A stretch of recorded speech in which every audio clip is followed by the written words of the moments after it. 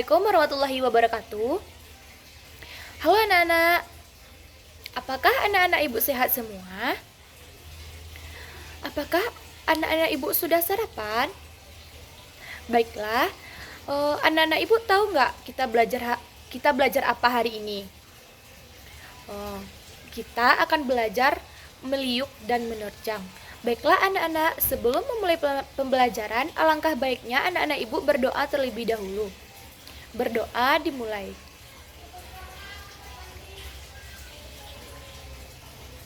Selesai. Baiklah anak-anak, hari ini kita akan belajar Bahasa Indonesia kelas 4 pada kurikulum Merdeka Belajar. Kita belajar di bab 4, meliuk dan menerjang. Topiknya adalah memahami tentang ide pokok dan ide pendukung suatu paragraf. Jadi, tujuan pembelajaran hari ini adalah mengidentifikasi ide pokok dan ide pendukung pada suatu paragraf atau teks. Bagaimana cara kita menentukan ide pokok dalam suatu paragraf? Bagaimana agar ide pokok dan ide pendukung yang sudah kita ketemukan dapat terlihat lebih menarik? Yuk kita siap-siap belajar. Pernah nggak anak-anak ibu olahraga?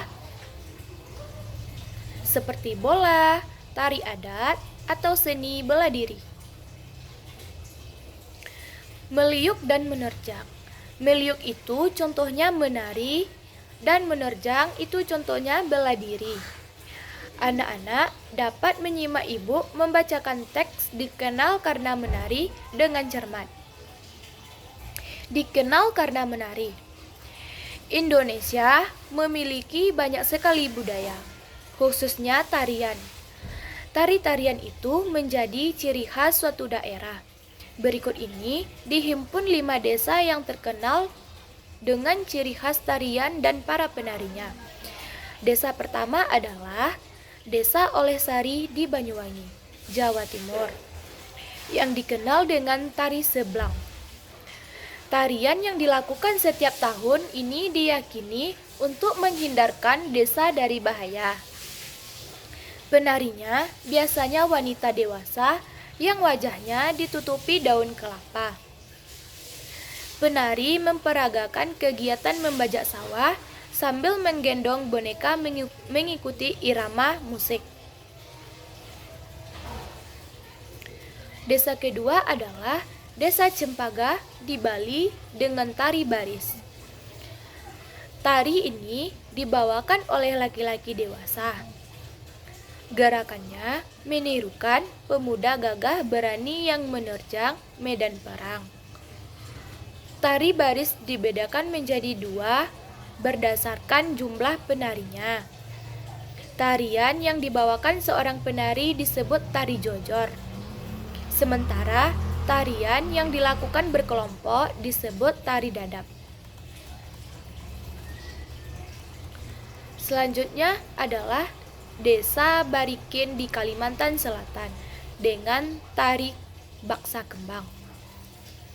Tarian ini dibawakan oleh penari perempuan yang jumlahnya ganjil.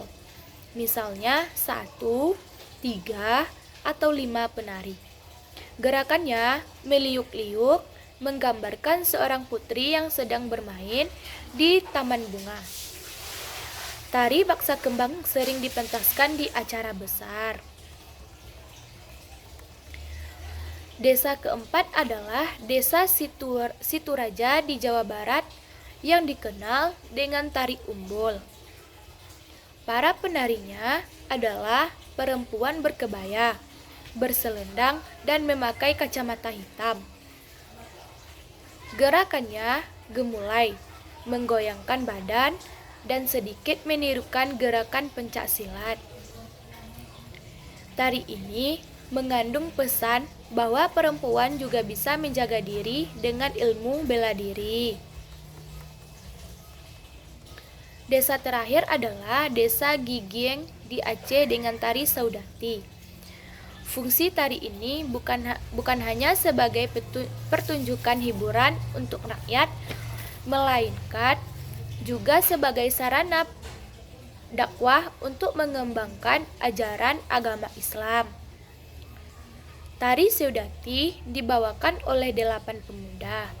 Gerakan yang dibawakan menggambarkan seorang syekh bersama para pembantunya. Nah, sekarang anak-anak ibu jawab pertanyaan yang ibu berikan dan buatlah di buku latihan kalian ya. Ibu akan membacakan pertanyaannya dan kalian menulisnya di buku.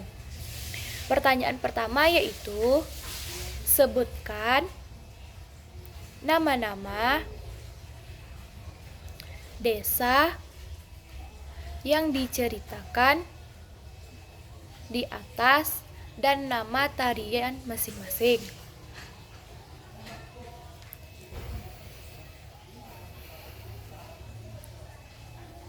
Pertanyaan kedua yaitu, berapakah jumlah penari pada tari Seudati?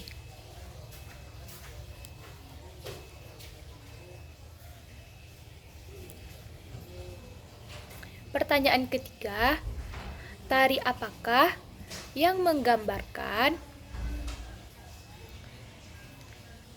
seorang putri di taman bunga?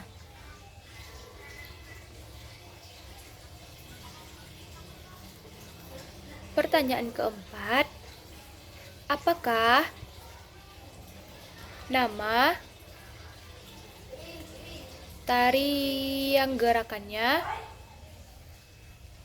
seperti ada gerakan silat?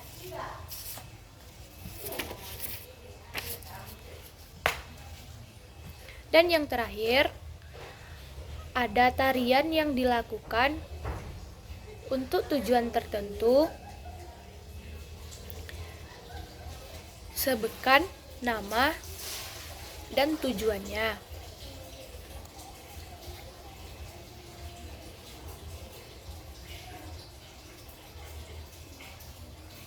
Baiklah anak-anak, tugas yang ibu berikan dikumpulkan minggu depan ya. Baiklah, dari materi yang ibu sampaikan tadi, apakah anak-anak ibu sudah paham? Kalau sudah paham, ibu ucapkan terima kasih dan kita ketemu lagi di minggu depan. Ibu tutup pembelajaran pada hari ini dengan mengucapkan Assalamualaikum warahmatullahi wabarakatuh.